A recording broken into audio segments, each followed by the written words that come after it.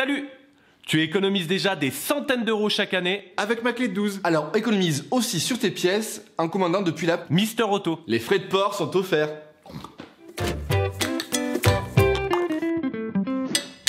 Tu peux retrouver les disques et plaquettes Bolk utilisés dans la vidéo en exclusivité sur le site Mister Auto et en lien dans la description. Coupe le contact de ton véhicule, serre le frein à main, tire la poignée d'ouverture du capot et ouvre le capot. Ouvre le réservoir de liquide de frein.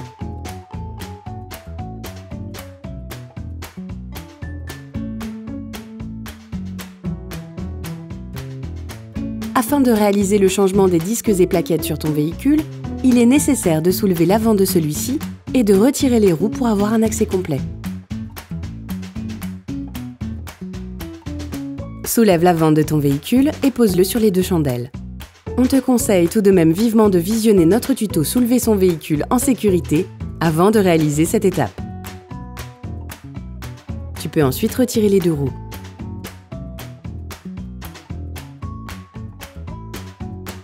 N'oublie pas de les glisser sous le véhicule. Oriente le disque vers l'extérieur, cela te facilitera l'intervention. Insère un tournevis plat à l'extrémité extérieure du trou oblong situé sur l'avant de l'étrier. Fais levier à l'aide du tournevis en tirant vers toi. Cela a pour effet de faire rentrer le piston. N'hésite pas à reprendre la prise du tournevis en l'insérant plus profondément une fois que l'espace entre la plaquette et l'étrier le permet. Assure-toi d'avoir rentré au maximum le piston avant de passer à l'opération suivante. Retire les bouchons obturateurs des vis de colonnette. À l'aide d'une clé Allen de 7, dépose les deux vis de colonnette.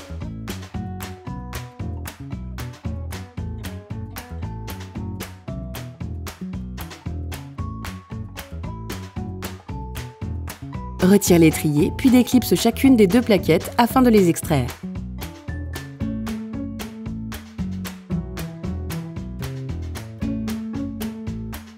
Tu peux maintenant poser l'étrier sur une des spires du ressort amortisseur.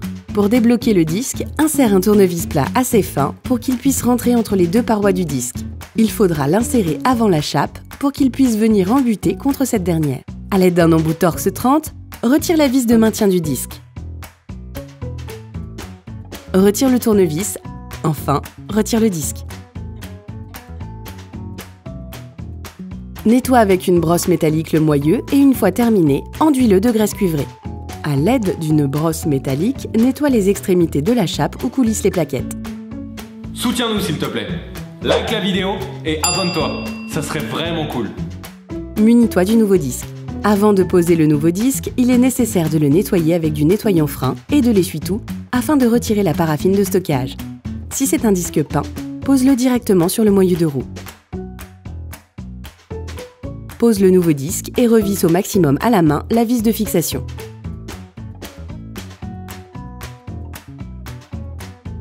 Réutilise la technique du tournevis pour bloquer la rotation du disque et pouvoir bloquer la vis de maintien de ce dernier.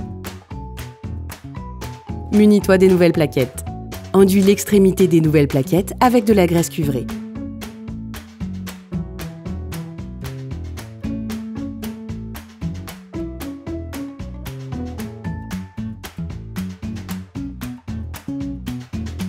Détache l'étrier, puis insère les plaquettes en les clipsant. Pense à faire passer le capteur d'usure des plaquettes lorsque le véhicule en est muni, afin d'aller le rebrancher.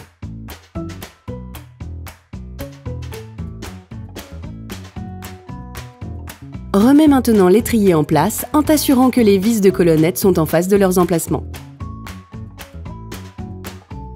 Enfonce-les et commence le vissage à la main. Finalise le serrage à la clé dynamométrique. Repose les capuchons de colonnette.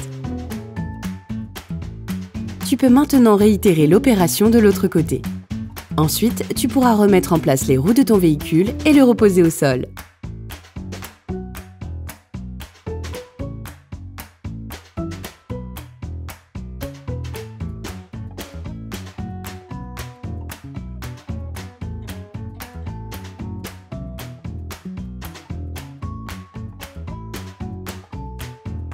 Avant de redémarrer, n'oublie pas de revisser le bouchon de liquide de frein.